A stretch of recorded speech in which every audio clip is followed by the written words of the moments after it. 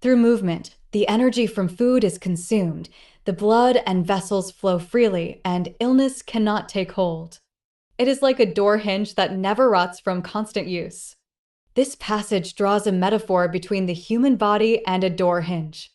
A door hinge that moves often doesn't rust or decay. Likewise, a human body that remains active and in motion tends to stay healthy and avoid illness. The hinge and the flow. In a quiet village nestled between misty mountains and winding rivers, there lived an old man named Shin.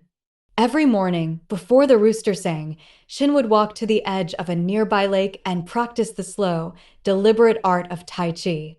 With each movement, his arms carved invisible paths through the air, his feet brushing the earth as though he were dancing with the wind. He was not a healer by trade, nor a scholar. But people came from distant places to watch him, drawn by something they could not name. Children whispered that he had not aged in decades. Elders said he never once fell ill. Some believed he held a secret. Shin would smile at their curiosity, but he only offered a single answer. A hinge that moves does not rust. Years ago, Shin had been a carpenter. In his youth, his body was strong but wild, his hands rough from labor, his thoughts always racing. He worked from sunrise to sunset, and though he built beautiful homes, his body began to crumble under the weight of haste and strain. One winter, he fell gravely ill, and no medicine seemed to help.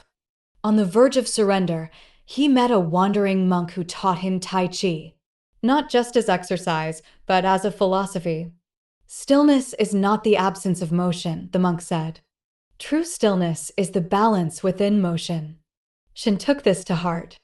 He left carpentry, choosing instead to master the slow, flowing art of movement.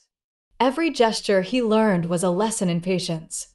Every breath was a thread of healing. Tai Chi became his way not just to move, but to live. Over time, his body healed. But more than that, his heart softened. He learned that strength did not always roar. It could also whisper through gentle forms, circular motions, and unwavering presence. Years passed. One spring day, a young man named Bo arrived at the village, weary from life in the city. He asked Shin, "Master, what do I do to find peace? My life moves too fast, and my mind is always burning." Shin handed him a wooden staff. "Follow the breath. Move with the air. Let go of force. Tai Chi is not about defeating others.